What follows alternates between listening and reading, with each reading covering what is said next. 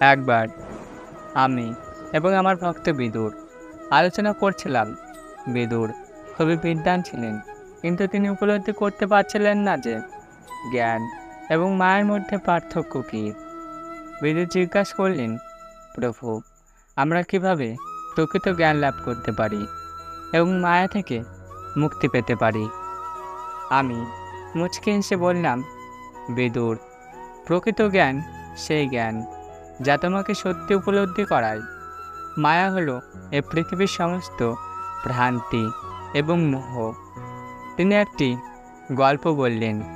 একবার একটি বালক একটি কুয়োতে পড়ে যায় এবং সাহায্যের জন্য চিৎকার করতে থাকে। একজন জ্ঞানী ব্যক্তি সেখানে আসেন এবং বালকটিকে বের করে আনেন।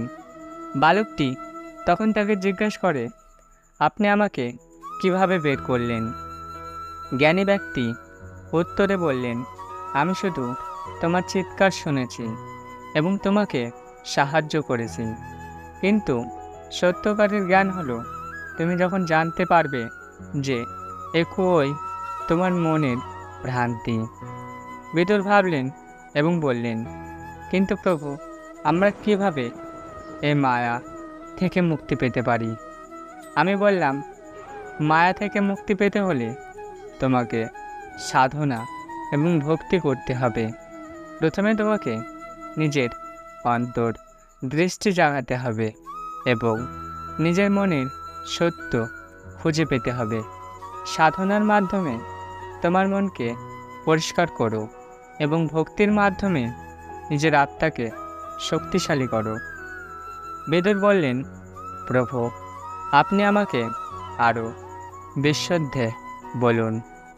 আমি বললাম, প্রকৃত জ্ঞান হলো নিজের অন্তরের সত্য খুঁজে পাওয়া। এটি শুধু পাঠ্যপুস্তক পড়ে পাওয়া যায় না, এটি অর্জন করতে হয় জীবনের অভিজ্ঞতার মাধ্যমে।